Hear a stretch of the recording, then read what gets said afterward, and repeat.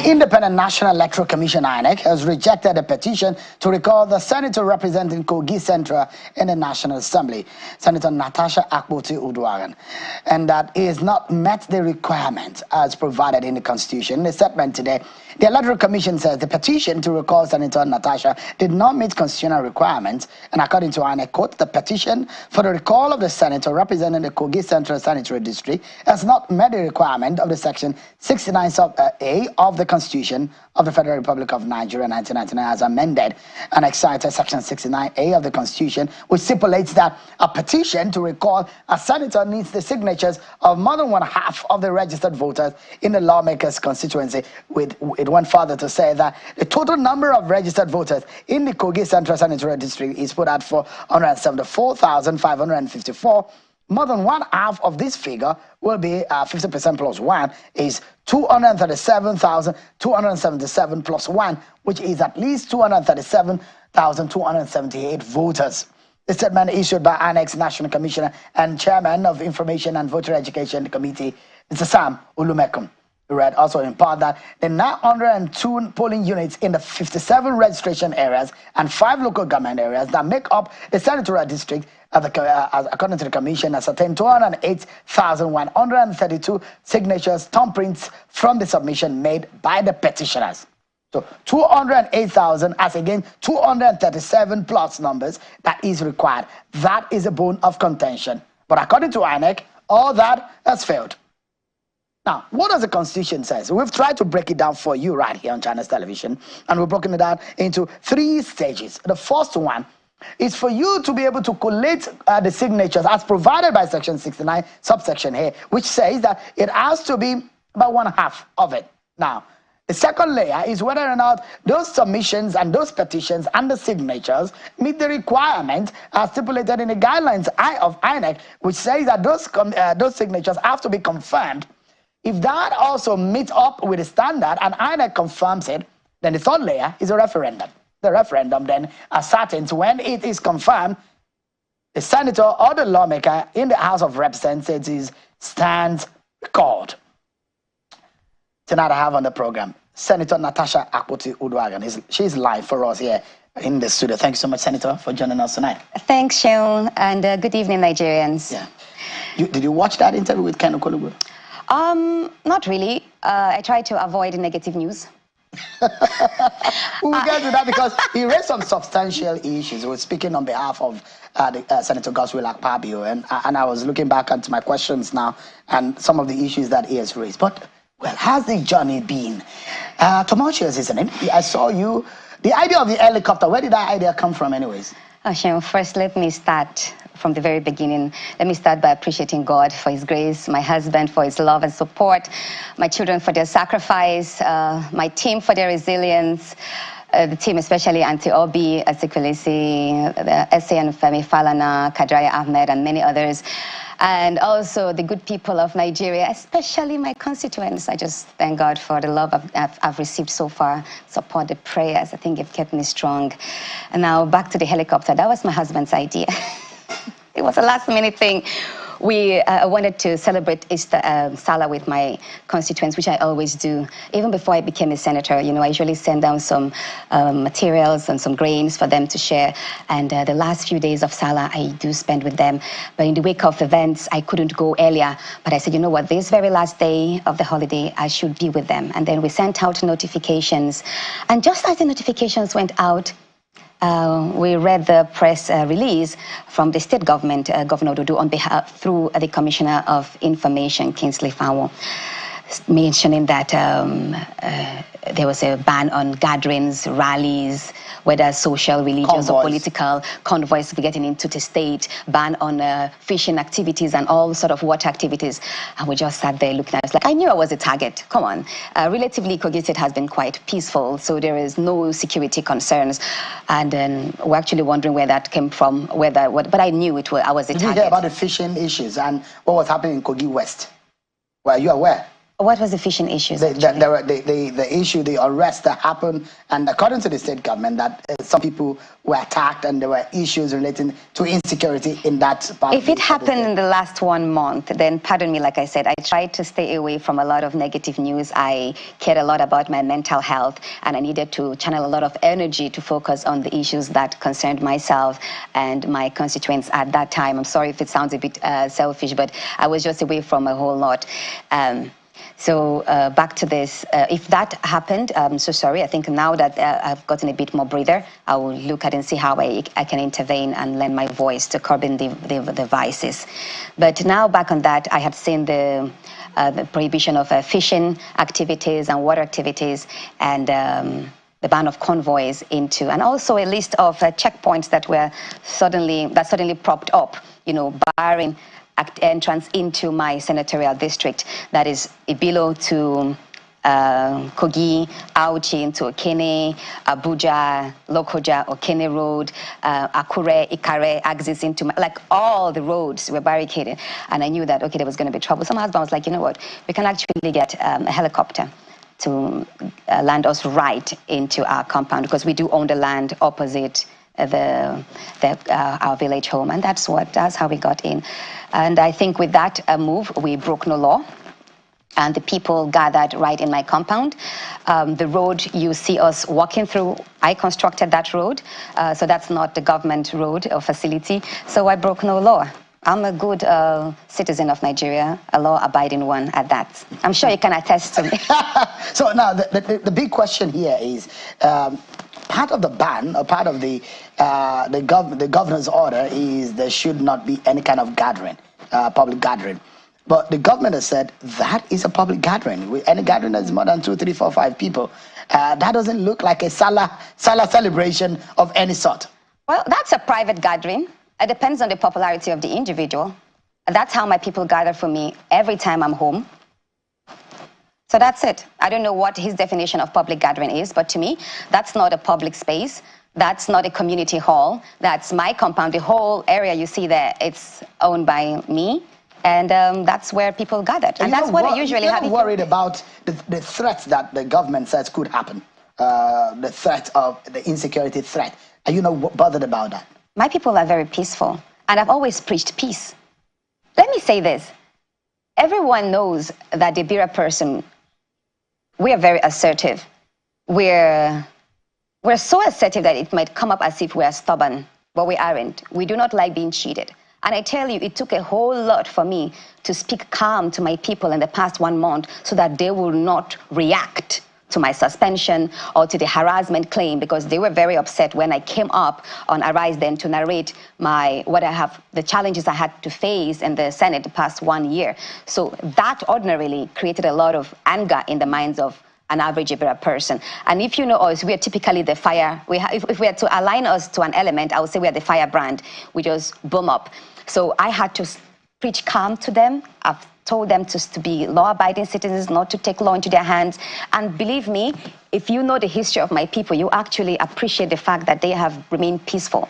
And what we saw there, like I said, there was a lot of dancing, there was celebration, we ate, and we danced, and we chatted to ourselves. And the next day, which was yesterday, I had an empowerment program, which we did some trainings for citizens, for indigents in welding and carpentry. And then I also flagged off the groundbreaking ceremony of the maternity and childcare center, which I was constructing. So it was pretty much peaceful. There was no violence, there was no fighting, no shouting, nothing. So, except that it became political when you started speaking.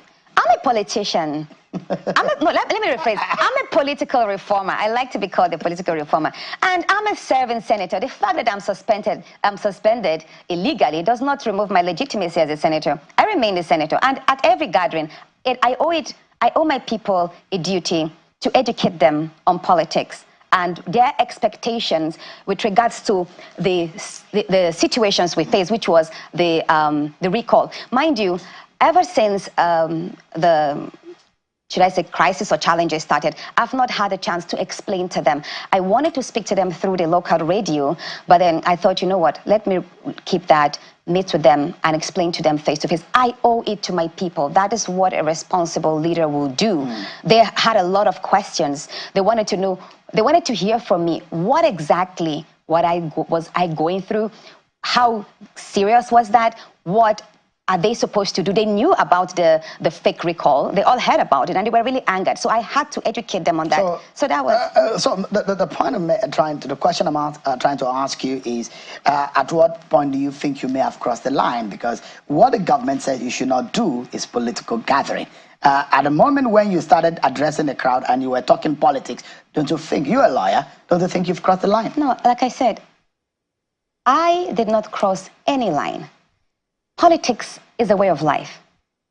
You are not a politician, but we are discussing politics here. Does it mean you have also crossed the line virtually, since we are discussing what happened in Kogi State? No.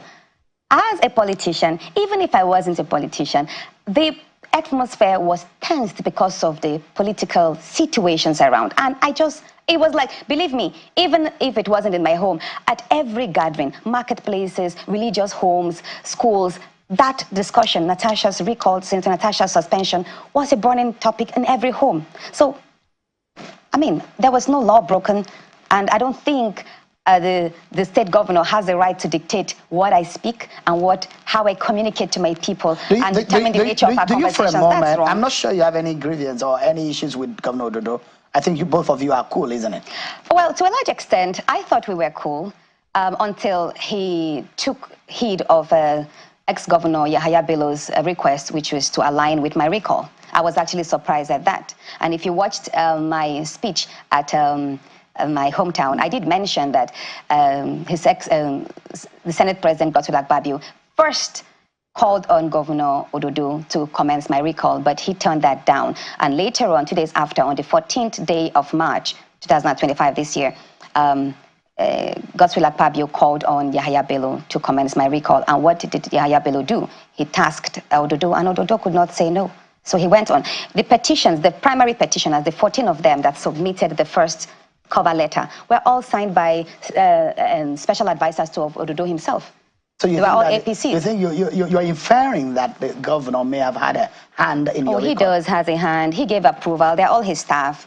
All of them. Governor Ododo is the APC leader in the state, and for about 4 of the signatures there, the primary signatures supporting the first petition, the cover letter, were all his staff. Let me They're ask all you, his aides. You said the Senate President Godswill Akpabio, allegedly, according to you, called Governor Ododo, called Yahaya Bello, but you were not there when these calls came. And those who say it is spurious, as far as if you cannot have evidence on the call log, on the moment they call, and you were not in the room when the call was being placed. You know, there's nothing that happens around the Senate that one does not get to know, either immediately or the day after, even or if shortly they lie after. to you. No, you have a way of verifying. I don't deal with just rumors. I make sure I verify. And I do have my primary sources. And the moment I got to know about it, it was actually about 10 p.m. So when Senator Akpoti drove him from Hilton Hotel to Godswill Akpabio's residence, and that's where the meeting held. And immediately after that, I called on the press. I'm not sure if I called you, but I know I spoke to the correspondent from about 3 newspapers, Guardian, Punch, and others. And I told her, even Premium Times, I think, and I was like, look, this is it. There's a plan to recall me. Why don't you put it out there? And they asked, where is the evidence? Of course, I didn't have any evidence, but it did happen. So shortly after, when the process started, they called on me. I said, oh, Senator Natasha, you actually told us. I was like, I did tell you. I wanted you to blow it up, because one thing about Nigeria is sometimes when you put out information and preempt them, they get to pull back. But again, the danger there is they could sue the media houses, like it will almost amount to hearsay or rumor that they went ahead to publish. So I do respect the publishing homes for not going out with that story, because it could have been dangerous, and counterproductive to their image. But I tell you, everything I speak about, I'm a lawyer, I'm a senator, and I understand how Nigeria works. And for me, the most important thing is this recall process has been stalled. And I give kudos and credit to INEC, even though I believe they should have thrown it away from the first on the first go. I think it was void ab initio, because listen to what the gentleman said. that there is no law in the Electoral Act that says that a petition should be discarded just because there is no address. But again, what if the address is false? Because the address provided there is number 4, Oborokeba, Oboroke, Kogi State. I bet you there's no address like that. Oboroke is just 5 minutes away from me, and I did send people there. There is no address. Most of the streets in my hometown, they are not labeled. So the question to add to INEC is, what if the address is fake? And again, the cover letter of the petition was Kogi Central Political Frontier. And we ran a check with CAC, and that does not exist again. So the question to INEC is, can a non-registered body sponsor a petition against a senator? I think these are loopholes that INEC needs to look into and probably strengthen the laws in that, because I think it should have been discarded on the first go. But again, what I'm going to say is, even though INEC did count 208 signatures, I bet you if they had gone into the second stage, or is it the third stage? The verification stage. The verification stage, they would have struggled to even have 500 people come out to attest to signing that. Let me quickly take you up on the fact that, are you worried if those who are behind the petition go again and restart the process of the reform? I'm not worried, June. I'm not worried, because I trust my people, and my people connect with me. They resonate with the idea that I project, and they're actually very happy with the manner in which I have represented them. They are very happy with me. Mind you, my election was one that was apolitical. It wasn't just PDP that voted me. It was a number of even the APC card-carrying members and other parties that voted for me. So you said something in your tweet when you said that Natasha Akpoti to 2027 and beyond. It does look like you are very confident. And one of your associates said, if Yahaya Bello and Ododo are on the same ticket, Natasha Akpoti will beat them. Yes, I will. Is that the kind of confidence that you have? Yes. I mean... You're that popular? Very popular. Very popular. And I think one thing that works for me is I live my life every day as a senator, educating people and creating awareness in the minds of people who have lost hope in politics. So I'm beginning to have a new kind of followership that believes that leadership, the standard of leadership, can actually increase, and their participation could help shape in Nigeria's political space. So whatever it is that I decide to, by the way, that poster that I did share was designed by my media team. And I think it's kind of futuristic, but also ambitious and daring. So honestly daring. So it means you are going back to the Senate, even after now? If I decide to, God sparing our lives, it depends. But I have to speak to my husband first. That you still want to be you still have the ambition of wanting to become governor. You know, which of them do you have now? For me, I do believe in the power of now. I celebrate the moment, and I just have tomorrow. I live tomorrow in trust. I might not be alive by 2027, even though I pray to have a long, fulfilled life. But let's complete this term. 2027 will be determined based on the consultations I will have first with my husband, my children, my family, associates, and of course my community. If they tell me, Natasha, go ahead, I will go ahead. If they tell me, raise the bar, expand your political space, I will do so. But it all depends. Quickly, we're due for a break, and I'd like to ask you, and I say it again, you are a lawyer, so you know the implication of what is being said, especially when you lay allegations, heavy ones are that. On the podium, you said that there were plans to kill you, and that the plan was not to kill you in Abuja, but to kill you right there in Kogi State. I'm very certain that you know the magnitude of that allegation, and you know what could become of that if it's not ironclad in evidence. Sure. I'm glad you did affirm that I'm a lawyer. And even if I'm not a lawyer, I'm a sane individual. And I do stand by what I said. It was part of the meeting, the discussions Akpabio had with Yahaya Bello that night to eliminate me. And to what extent? For what purpose? Let's say this. Let's ask the Senate President, why in the first instance did he withdraw my security, if not to make me vulnerable to attacks? Mind you, of all the senators there, well, let's just say, we're about 109 senators, but we all have different stories. I have been a high-profile, vulnerable individual because of the nature of politics I've experienced in the year 2018, very violent and dangerous. And I've always had my security, okay? So stripping me of my security simply because I'm suspended illegally, Actually, he just positioned me before attacks, and I knew immediately what Is that meant. the reason why you think they want to eliminate That's you? not it. That's not it. Mind you, I said that there was a conversation. So that happened. I was suspended on the 6th day of March, right? And shortly a week after, which was the 14th, a week and a few days after, when he met with him, he then emphasized that I should be killed, but I should be killed in Kogi. And that was one of the reasons why I did not go home on time. I delayed going home because I needed to put some measures on ground. I did write a letter to the Inspector General of Police, and I sent a copy to his WhatsApp. I forwarded the copy to his WhatsApp. He's not responded to that yet. But again, I've spoken on the phone to a number of persons in the security as well. I did notify them. And you see, this is Nigeria. We've had a number of political murders that usually are swept under the carpet, no investigation done. What is important to me is to stay alive, because dead men tell no tales. And God forbid, if I had not come out, and if I don't speak about this, and something happens, and they succeed in their plan, who is going to get justice for me? How can you make such an allegations of a meeting where you were not present? I heard it's just like, okay, how again? Like, I tell you, there were actually three conversations that happened that day. I spoke only about 2.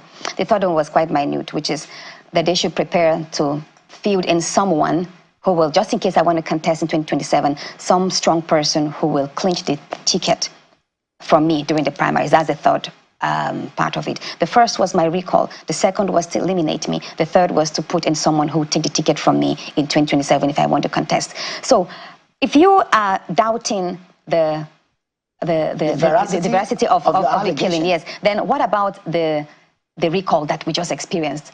Are you getting my point? Are you able to prove this? That's the point. I mean, anyone can make an allegation, but the issue is, are you able to prove it when it comes to it? Let us get to that bridge. I'm hearing that the Senate President wants to sue me for that. I will tell him to go ahead. We'll meet and we'll cross that bridge. All right, let's take a breather, everyone. Senator Natasha Akpoti is still with me, and we might be talking about our suspension. What is the implication of this? Is Natasha Akpoti really embarrassing Nigeria with all what is happening? We'll be getting reactions after this break, everyone. Let us see. Thank you so much, everyone, for staying with us. Senator Natasha Akpoti has been speaking with us after our recall failed. You've been laying a lot of allegations against Senator Godswill Akpabio, and one of those, things that you've said is that he withdrew your security. But he's not the IG. He's not the one in charge of police. He's not the one in charge of security. It was one of the conditions of my attached to my recall. You know, there are about 6 of them. The first is I should be suspended for 6 months. Second is the window of pardon if I tender a written apology. The third, I think, was I shouldn't be available. I shouldn't be seen near the vicinity of the National Assembly. Then fourth is my staff should their salaries and allowances should not be paid. Then my salary should not. And the last is also my security should be recalled. And the other is I should cease to present myself as a senator nationally and internationally. So yeah, he did mention that. And actually, my security was recalled. The next day, 2 days after, my security was recalled. So you think he's behind, even though it doesn't look like he's the one who apportioned security operations? Well, whatever is being determined on the floor of the chambers is just like a law. It's binding. So he probably instructed the clerk of the National Assembly to communicate with the Inspector General of Police office, and they did recall my security 2 days after my suspension. I'd like to know, why did you raise the issue of didn't you raise the issue of sexual harassment on the floor? How do you mean? I should have just mentioned it on the floor? I'm asking because, the issue of your seat was the contention when that altercation happened. But when you went on television, you raised the issue of sexual harassment. So I'm just curious, though, why didn't you raise it on the floor? Okay, Sean, I had told you I didn't want to go in details into the sexual harassment part because, there's been a whole lot of conversation, but I will touch a bit of it. The issue of my seat, me refusing to move to the seat, was born because I perceived that as a result of the malice I have suffered from the Senate President, one of many that I've suffered over the past 1 year. And I knew that it was coming from a point of anger and hate from the Senate President. And he decided to move me from my seat in order to kill my visibility. He moved me to a far corner near where the chamber staff sat. And that place, the cameras hardly get there. So I knew that it was a tactic that he was deploying to kill my visibility in chambers. And I know that he did not follow the normal process because I ought to have been notified by the clerk of the National Assembly. Now, before where I sat, where used to be my seat in these new chambers, we were all notified 4 days before then. And I do have the notification where it's like a little chat and every senator's name is written in their boxes. So you get to see your allocated seat. And then senators are given a chance to argue and say, you know what, I don't want to sit here, move me to this place. They could have one reason or the other, it could, you know, and they were given a chance to argue. I wasn't even given a chance. I wasn't even notified. Thereabouts that seats were changed. Well, so you were not the only one. If there are 10 of us that our seats were changed, I was the one that was moved to the worst part, while others were moved to my own seat, which was they progressed while I regressed in position. Do you understand? So I believe that I was the main target, while others were just made to seem as if we were filling in seats. Now, the excuse he gave, they were saying was that because Senator Ned Walker and someone else, they camped. Senator Ned Walker sat right in the very front. If they are moving me to Senator Ned Walker's seat, that's fine. I mean, if they're saying they want to fill in the vacant seat, so move me right up front. I don't mind there. But why do you have of everybody? Why you move me there? And let me say this. You know, I did mention that there is nothing that happens or is being spoken of, even in whispers, that you don't get to know. I already heard 2 days before that the Senate President complained to some senators that each time he walks through, because I was sitting by the aisle, the first seat at the top aisle near the door, that each time he walks through and he passes that, my presence angers him. He has complained about that. He had even told some people that I gave him the bad eye each time he walked past, and sometimes I don't even stand to honor him. Why don't you let me say this. Since I resumed as a senator, I always observed and respected the protocol according to the Senate rules, and I always stood. And you will have see lots of pictures I stood. The only 2 times I refused to stand were the 5th and the 6th of March, which was when I already moved to my new seat. These were the only 2 times, and that was out of protest. I said, you know what? We already had the heated conversation and a heated problem, and I did not stand to usher him in. I didn't join the procession in ushering him in on the 5th and the 6th after I have moved to that seat. But while I was sitting there, I always stood to observe the procession. So, but basically, what some people thought that, oh, she was just rude. She didn't want to. She broke the Senate rule. She should have just moved to the seat according to that. But I knew that that was an attack, a further attack of many others that I have faced in a continuous manner, and that was why I refused to move. Because I knew it was born out of malice. I perceived the Senate President was hiding under the Senate rules to exercise his vendetta on me. But you have a family relationship. Did you ever approach him to say you didn't like what was going on? Earlier point, yes, I did. That was last year. That was at the earlier part of, you know, I said I didn't want to go specifically into that. But when the whole relationship started, when I started rejecting the advances, when I rejected the advances and I experienced the hostility, you know, I did mention a number of times to my husband, who would then speak to him. And there was a time, we were also in London last year, January 12th, we visited him, his wife was there, and my husband was like, oh, why is it that you're a bit unfriendly to her and that she's complained? And then he right there, he was like, oh, why are you always reporting me to your husband? Why don't you tell me directly? And then when we resumed chambers, and the next time I saw him, you know, maybe not allowing my emotions or something, and I was like, oh, dear SP, I've tried to present this a number of times, why don't you allow me? He goes, Natasha, so you now see that no matter how many times you report to your husband, you have to meet with me. This is my space. Talk to me, blah, blah, blah, make me happy and all of that. So I don't want to go into this. But the point is, I have a number of times met with people, even some senators. Did you regret telling your husband about the sexual harassment when it started? No, I didn't regret not telling him. The first thing is, a lot of women find it very difficult to speak about sexual harassment. Even women who are raped, many of them don't speak about it, and that's the worst part of it. Because there's a burden of shame that comes with speaking of sexual harassment, especially in this part of the world, whereby it's a taboo for women to speak about any violation of her body or interests, you understand? As a society, we have not developed to a point whereby certain conversations are allowed and found. I think maybe, probably, it doesn't mean I don't trust my husband, but I think I was looking at preserving the friendship between himself and the Senate President. I didn't family want to relationship is totally collapsed right now. Well, I think as for me, I don't think I would want to maintain any friendship with a person who does not respect boundaries, and I don't think we would have. They're claiming that there are no evidence, no shred of evidence that you can prove that Akpabio harassed you sexually. Is this the court? No, not a court. Exactly. So no, let's leave that part. And I've come back to the fact that you're a lawyer. Yes, let's leave that part. At the right time, I will prevent, at the right time and in the right space, I will present the evidence that I have. But let me say this. While I was illegally suspended, I was not given a chance for the matter to be investigated. And then the committee that was set up, which was headed by Senator Neda Emaswen, they did not invite me.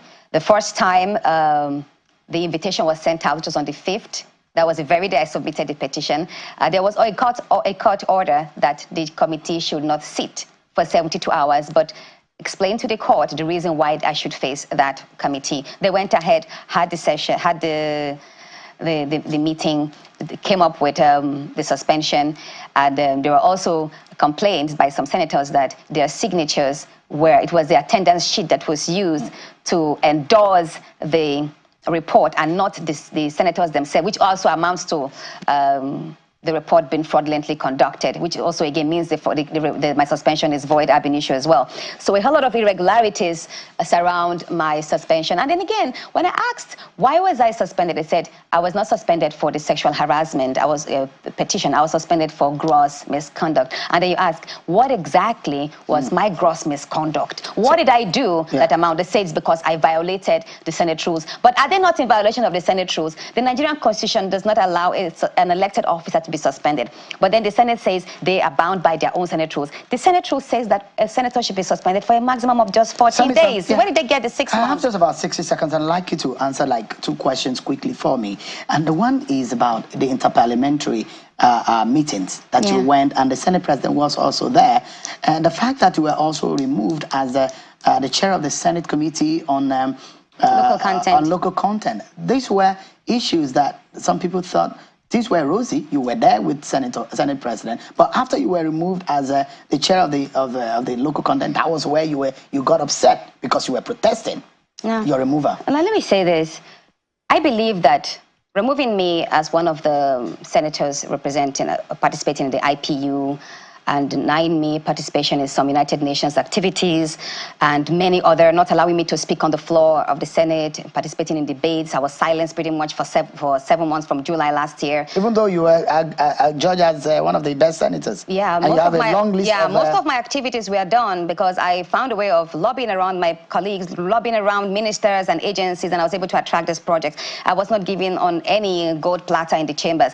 So removing me as a chairperson committee on local content and all of these other things were just, like I said, a lot of malice. It got to a point whereby he didn't want me to thrive. He was frustrating me and trying to break me down, so I would succumb and fall into his whims. But again, let me say this. The reason why I speak about the sexual harassment is because a lot of women do suffer. It's a very common societal vice that many people don't speak about it. And I hope to be a voice and give courage to many women, not only in schools, but in corporate arena, in political spaces, so that we would have, women in Nigeria will have safe spaces to be able to thrive. Say you are embarrassing the nation. I'm not embarrassing the nation. I'm just bringing awareness so that there can be better reforms and women like my daughters will feel safer. Senator, we're going to go. If there's someone who can resolve this politically out of the court, who would that be? I haven't thought about that, but if there is... Would you like this to be resolved politically out of the court? It depends. This to be settled. It all depends. Let me tell you, when I spoke up about sexual harassment, I was not seeking financial compensation. I just wanted to put out my story and have the Senate President leave me alone so I could walk. That was all I wanted. Senator, we are on the top of the hour, totally out of line. I have really got, but thank you so much. Thank you so much. Natasha Akpoti. And I'm going to tell people, stand up to bullies. Find the courage to speak your truth. Thank you so much. Thank you. That's our show for tonight. And thanks for watching. I'm Sean Akimale. God bless Nigeria.